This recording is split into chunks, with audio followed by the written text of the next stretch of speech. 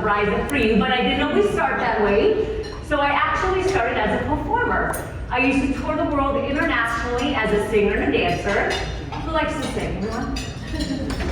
Awesome, okay. So if you know anything about performing, you know that center stage is the place to be. And every time I walked into a room, I always got that center stage spot. But here's the thing, I was never, ever the best singer. So there was always 4 or 5 individuals in the room that can sing me out of the water. They had 3 octave range, I had a 2.5. They had parents that were celebrity singers and I sang in my garage. And yet I still got that center stage spot. And I thought, that's really interesting. How come I don't have the best technique in the room, yet I'm still getting the best spot in the room? Fast forward 7 years and I become an executive of an education corporation when I was 27 years old. And I saw the exact same challenge happening. Professionals that had PhDs, master's degrees, bachelor's, a ton of certifications, getting in the way of their own success and fulfillment, and their leadership and ability to lead not only themselves, but their students and their community. So I started to ask, okay, what makes some individuals more successful and more fulfilled than others? What makes some organizations more fulfilled and successful than others? If I have 2 people standing in front of me with the same degree, how come one person moves further faster? If I have 2 organizations or institutes with the same product or service, how come one organization moves further faster? Well, we know that 75% of careers are derailed because of a lack of social and emotional intelligence. And new research has just come out that 75% of your overall success, not just professionally, we're not just talking about your career here, your overall success is determined by social and emotional intelligence.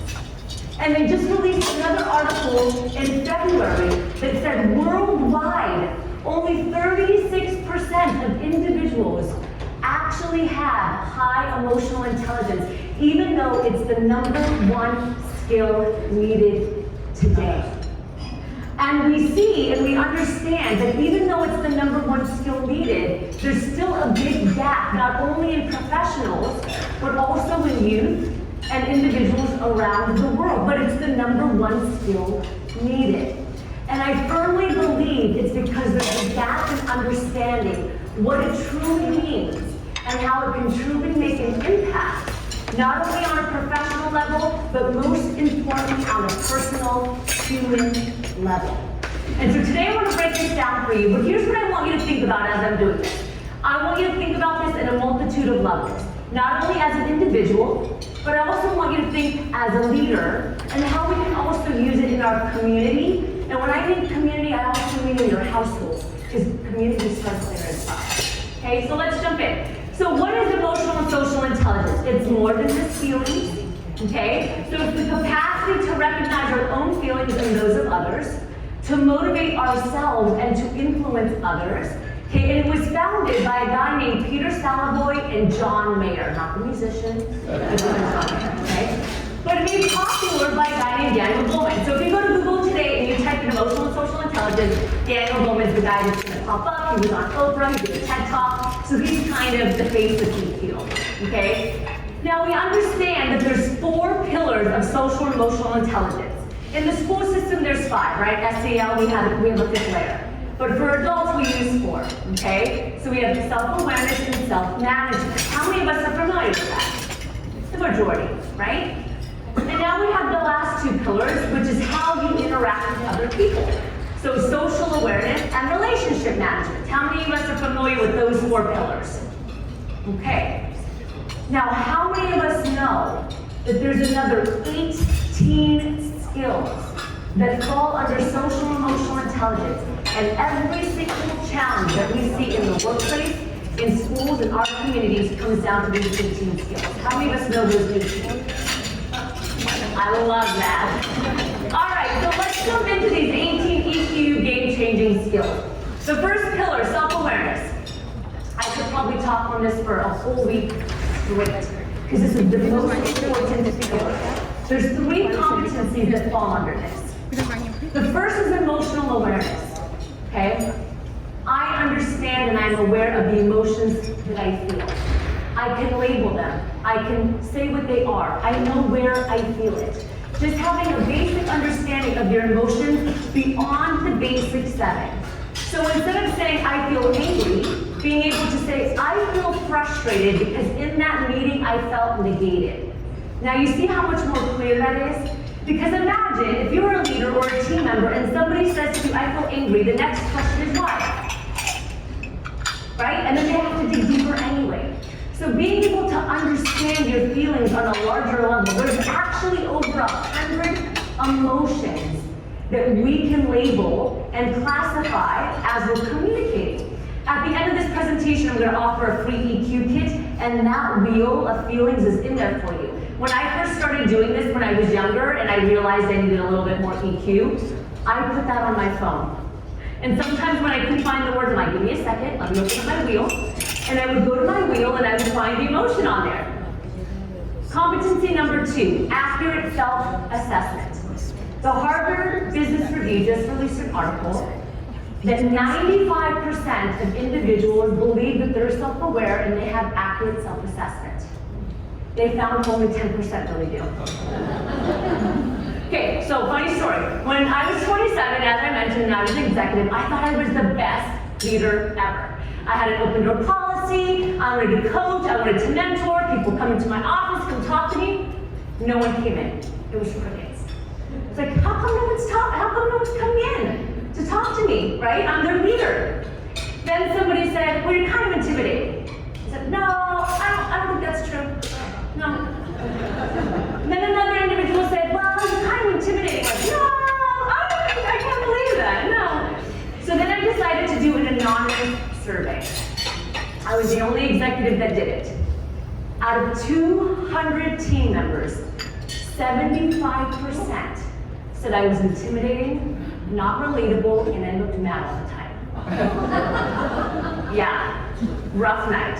And I realized that what I was feeling in the inside, okay, which was to coach, to mentor, to support, actually wasn't transitioning to them on the outside. So there was something in my energy, there was something in what I was putting out, there was something in the way that I was walking, shaking my hands, whatever it was, that was getting in the way of how I was truly feeling, and I wasn't aware of that. Anybody ever heard of the resting face?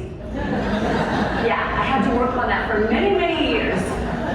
Okay? So accurate self-assessment, I would say, when somebody comes to me and they say, Netta, how do I build my emotional intelligence? I say, start there. Because we can't create change if we don't know where change needs to occur. And the reality is that you don't need change in every single area. There might be just some competencies that we need to shift a little bit. Okay? The next category, and we're still on the first pillar of self-awareness, is self-confidence. My team and I asked over 2,000 people last year, professionals in the workplace, what their number one challenge was. 83%. Listen to that again. 83% said self-confidence. 83%. Before COVID hit, I was an educator at a community college in the Inland Empire. I asked the college freshmen how they felt about themselves. 87% said they felt less than other individuals. And 85% of them said they didn't believe in their own ability. Where do you think it comes from? The 83% of adults that are in the workplace. And that's the iGen today that are now in the workforce, the 22, the 23, the 24. Some of you have kids that are in this age category and you know exactly what I'm talking about. But it's not their fault and it's not our fault because this is a global challenge. I just came back from Dubai last week and I had the same conversation overseas. We have been taught our whole life to build what I call micro-level confidence. Meaning, we have been taught to build confidence in a category, a subject, or a thing. Okay? So you're confident in coding, you're confident in teaching, I'm confident as a speaker, I'm confident walking on stage. These things all exist outside of you. And the challenge is that anything that exists outside of you inevitably can and will change. And we saw this with COVID. So when COVID hit, we had professionals from around the world say, I lost my job, my title changed. I'm no longer in the same field I was in because I had to pivot. This, and this changed. Who am I? What's my value? What's my identity? What do I bring to this world? Because this whole entire time, they have been building their identity and their self-worth based off of these things. The micro-level confidence. And very few individuals have been taught to build macro-level confidence, which is an inner belief that you are enough simply because you exist, which is an understanding that perfection actually prevents you from your potential, which is understanding that failure is research to success. Think about scientists. They spend their entire life failing. Most scientists never find a solution in their entire career, but they keep going because they realize that when they fail, it's actually research and they're getting closer to the solution. But as individuals, we don't think that way. So macro level confidence is what we want to teach not only our students, but professionals and ourselves. That's where we need to start. Because macro level confidence is tied to beliefs. And we all know that behaviors are dictated by our beliefs. And that's why when we work with leaders and we work with educators, we always say, let's start here. Because all the behaviors that we have as individuals are dictated by what's up here and the thoughts that we have and the way that we feel about ourselves. You know, you saw me standing at the table. I do that strategically, not because I have a book over there and banners, but because I'm observing people walk in. Because I can tell just by the way an individual walks and the behaviors, if they conduct themselves in a room, how they feel about themselves. Because beliefs drive behaviors. Today's International Women's Day. I don't know if you knew that. And we had a Tell-Us Summit, okay? So Rise Up For You, we ran a conference. We had over 3,000 people register. And we had about 500 people join the webinar today from around the world. Bangladesh, India, Saudi Arabia, UK, everywhere. And when we asked the same question, and we're talking with executives and people all over, what their number one challenge was, self-confidence is what they put. And when we asked them to rate their confidence, okay, we asked them, okay, tell us where your confidence is. We gave them an assessment. The majority of individuals fell under a 50%. 50% out of 100%. So this is probably the most important pillar that often gets overlooked. And this can and will make a change in your leadership if we start here. Now we move on to pillar number 2. I always say the difference between self-awareness and self-management is self-awareness, I know the ice cream is bad for me. Self-management is I eat it anyways and deal with the consequences. We've been there, right? Okay. So we have 6 competencies that fall under self-management. The first is emotional self-control, okay, or stress regulation. This is also where well-being falls into place, okay? So, you know, we have a lot of talk about well-being and, you know, mental wellness, but it starts with emotional intelligence because you see, it's a competency. It's understanding how to regulate your emotions and your stress and manage the feelings that you have so that you can have positive well-being, right? And we saw, and it takes 1 second, 1 trigger. How many of us saw the Oscars last year? You know what I'm about to talk about, right? Okay. So think about this. An individual that spent their whole life building their career and their profession and a positive reputation in 1 second, because of a lack of emotional self-control, destroyed their reputation. 1 second. Now, hopefully it's not that extreme, okay, in your industry. But we do this every single day. On a smaller scale, every single day this is happening. We lose that emotional self-regulation. We say something. I don't know about you, but I've had to let go many of educators, unfortunately, because they did one thing in a classroom, they lost control, it's like, that's it, can't save you, you gotta go. Because one instance, I see some of you talking, like, yep, been there, okay? Now we go to transparency. This is also integrity. The important thing about transparency is we know that many individuals, unfortunately, specifically in North America, they're struggling with fulfillment. They're struggling with happiness. And we know this from the World Happiness Report. And the reality is because many individuals aren't living in integrity and transparency with their personal values in comparison to the values that they're dealing with in their workplace. Okay? So many individuals have that conflict. And that's why integrity and transparency is so important, to understand what are your values, what's important to you, and can you create that in your life so that you have that constant fulfillment and success. But many individuals aren't clear on what their values are. So they don't realize that they're not living in integrity with themselves because they don't understand what it is that they want and need.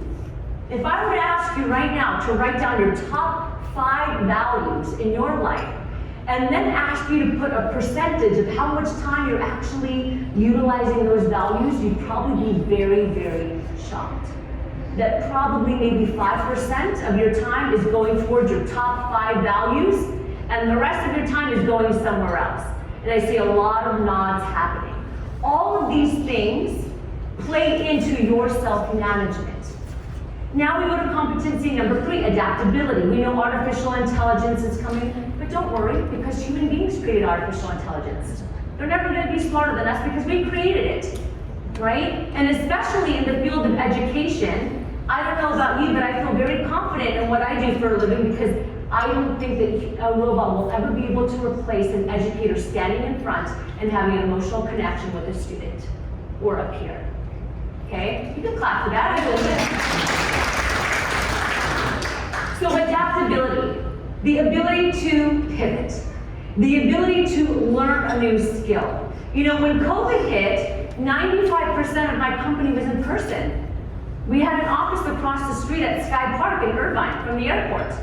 And then COVID hit, and in 3 days, I told some of my team members, don't talk to me for 3 days. I need 3 days to figure it out. And I transitioned everything to a virtual landscape. Now we have companies all over the world because of COVID and the virtual landscape and the ability just to pivot and figure out how can we train, how can we coach, how can we do this programming, even though we can't walk into an office, we can't walk into a school. We actually, Santa Ana Unified School District, we did an emotional intelligence program for 800 elementary students through Zoom. And every week they showed up twice a week to learn emotional and social intelligence, all through a virtual platform. Now we go on to achievement. This is your own sense of achievement. I always say it takes just as much energy to play small as it does to play big. You get to decide. So what is your own standard of excellence? Not other people, but for you. I know for me, every day I put my best foot forward, not because of anybody, but because at the end of the day, I have to put my own head on a pillow, and I have to fall asleep with my own self. So what is my sense of achievement and excellence and standard? And that leads to the next competency, internal or intrinsic motivation. You're motivated every single day to be your best self because you deserve it for you, not for anybody else. You don't wake up in the morning and put your best foot forward for your boss. You don't wake up in the morning and put your best foot forward because you want to make a paycheck. You wake up in the morning and you put your best foot forward because why not? Don't you deserve it? So think about that for a second. How many of us do that on a consistent basis just because you deserve it, not because of any other accolade? And I'm sure you probably ask the same thing maybe for some of the students in the classroom. How come you don't put your best foot forward on that paper? How come you don't put your best foot forward on that test? Not for me, not for your parents, but for your own education. How many of us have had that conversation before? Okay? And lastly is optimism. And I always say realistic optimism, not toxic positivity, right? Not like everything's amazing. No, that's not true, right? But realistic optimism is, that's challenging, that's gonna be tough, but here's how I think we can solve the problem. Here's the silver lining in the situation. And I know you understand this because the last couple years with COVID, you had to do that every day, didn't you? Right, for those students. Every day you had to find the silver lining because you're making an impact beyond just yourself. Now think about that. I just went through 9 competencies, and it's only the first 2 pillars. We got 2 more to go, right? So here's what I want you to do. We're just gonna take a little pause. We're gonna do a little interaction, and then I'll bring it back in.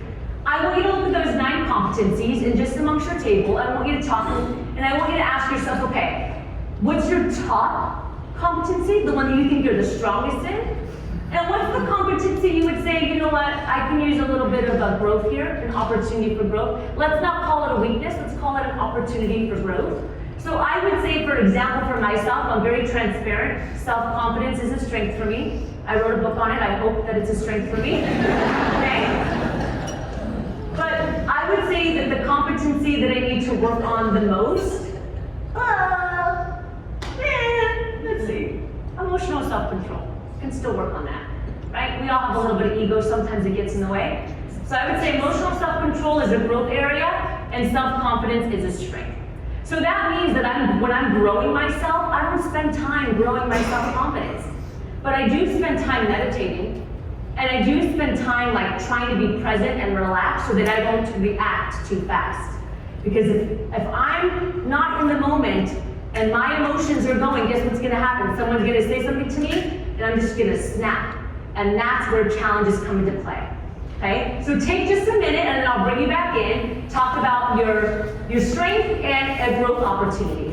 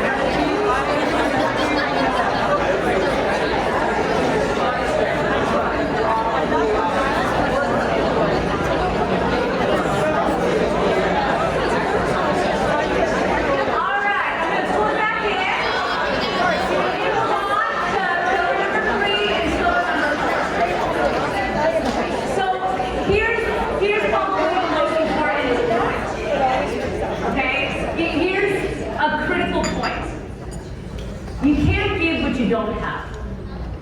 Okay? Can't give what you So these next two pillars that I'm going to touch upon are you and how you interact with other individuals. How you coach, how you lead, how you communicate. But it's a challenge to manage and communicate and coach yourself. How do we even move on to the third and fourth pillar? How do we even lead? And I'm not just talking about leading peers, but also leading leading other individuals. Okay? So it's really critical that pillar number 1 and pillar number 2 have the most emphasis. The challenge that I see, and that I've always seen, and I still see today working with organizations, is that people want to jump to pillar 3 and 4. The amount of times I hear somebody say, they need to learn how to manage people. I'm like, I bet you they need to learn how to manage themselves first. And then when we have the conversation, we find that that's where it starts, right? Okay? So pillar number 3, social awareness. Now this is how I'm showing up and communicating with other individuals. And remember that your beliefs dictate your behaviors. Okay? Your beliefs dictate your behaviors. So the first area is empathy. We hear a lot about empathy today.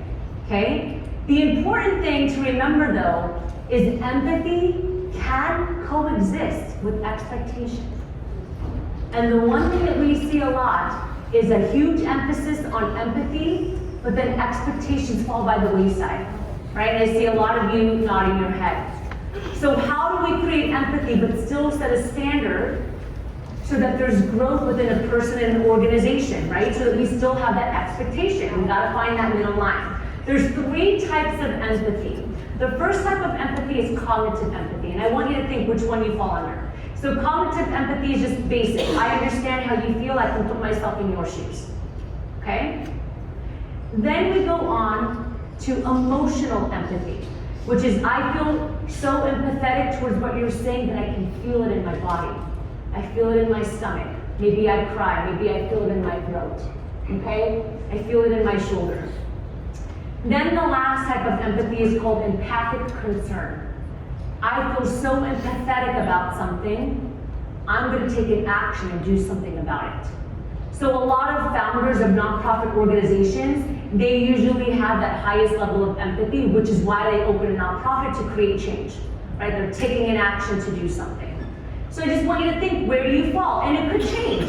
It could change on the situation, it can change on the person. I'll be honest and say most of the time I function in cognitive empathy, right? Empathy is a category that I need to work on a little bit more, a lot bit more, okay? But I function in cognitive empathy.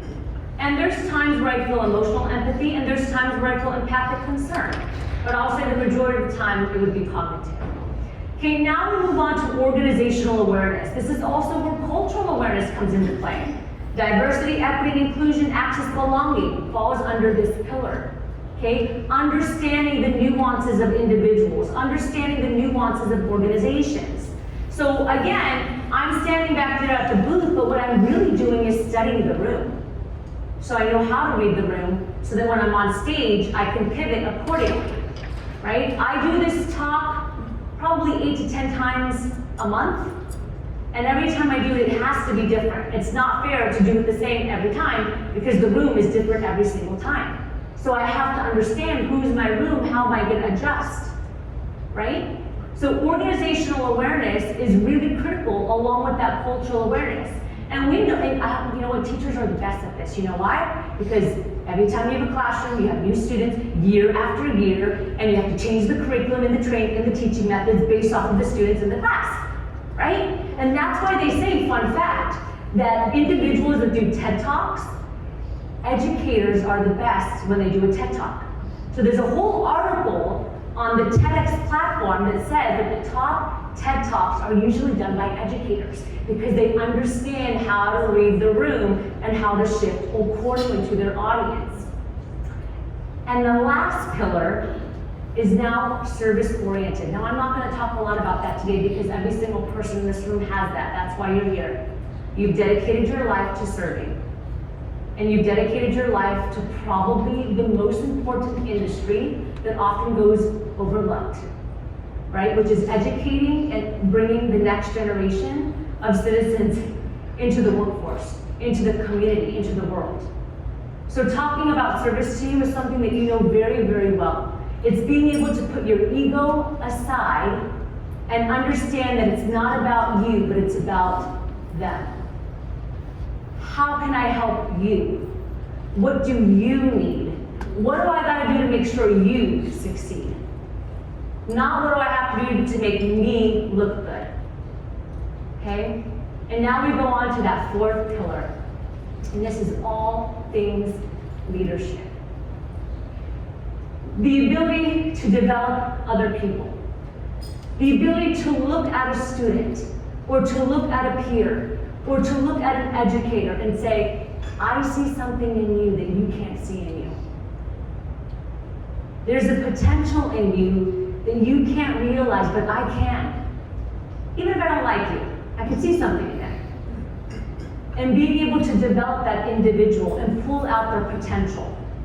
I can guarantee that every single one of you in this room has a story where there was a leader or somebody that went to you and said, there's more in there, and you don't know it. And they pulled it out of you and made you who you are. How many of you guys have a story like that you can remember? Yeah, many of us. But we can't see that in other people if we can't see it in ourselves. If we can't see the potential that we have, how can we identify it in other individuals? Now we go on to coaching. Being able to serve and help an individual and ask the right questions so that they can find the answers. Not so that we give them the answers, so that we can coach them to the solution, so that we can coach and mentor them to success. Which you have to do a lot in this industry, right? It's a part of this industry, coaching, mentoring, bringing new educators in, supporting the students. Now we move on to relatability. Because it's hard to lead if people can't connect with you, right? It's hard to lead if people don't see you as a human being. And that's why I always say the person is the professional and the professional is the person. Because for a really long time, there was a leadership mindset that it's like, nope, you can't see the true human being because you need to listen to me and I'm gonna tell you what to do and guide and lead you, but I don't wanna get too close to you because there's a line, right? And of course, obviously there's healthy boundaries, but relatability and that human connection and that vulnerability is what helps you become a better leader, because now people can see the potential in themselves because they see you, right? You're giving permission to lead. Now we go on to influence, okay? The ability to influence your team, the ability to influence students, the ability to have positive shifts and transformation. I got to where I am today only, and I will say, one of the main skills is because of that. When I became an executive of an education corporation, I was only there for 3 months. 3 months. And there was people there for 10. But because I had the ability to walk into the CEO's office and say, you're the boss, I respect you, I understand where you're trying to go with this vision, but I want to share with you what's happening in the trenches. And I understand that not a lot of people are going to tell you because maybe they're scared, but I believe in this organization, and so I'm going to tell you. And because of the way I was able to phrase it, 3 months later they called me into the office. I thought I was going to get fired. And they gave me the executive position. Only because of my ability to communicate in a way where I knew I can help make a positive shift and change. Conflict management, the ability to manage conflict, and lastly, teamwork. Working together collectively to find a solution for a greater good. I was listening to a podcast today, can't remember his name, I think it was Craig, what's the last name? Craig something, okay, he runs a podcast. And he said, the greatest leaders are the ones that have great habits. The greatest leaders are the ones that have great habits. And they have consistency. Consistency over occasional. Right? So not every now and then, but every day they're consistently working on themselves. Every day they're consistently finding the silver lining in situations. Every day they're consistently leading other people and their potential, and they realize that it's not about them. And in order to get to that place, in order for me to stand in front of you today and give you everything I have without looking at a script and reading notes, is because I had to work and continuously work on pillars 1 and pillars 2. So that when I'm talking to you, I don't have thoughts in my head. No, it's not about me, it's about you. The world is kind of in trouble, right? There's a lot going on right now in the world. There's a lot going on right now in the world. But the world is waiting for you. So why are you waiting on the world? I always say the greatest tragedy is wasted human potential. Do not let that be your story. Thank you.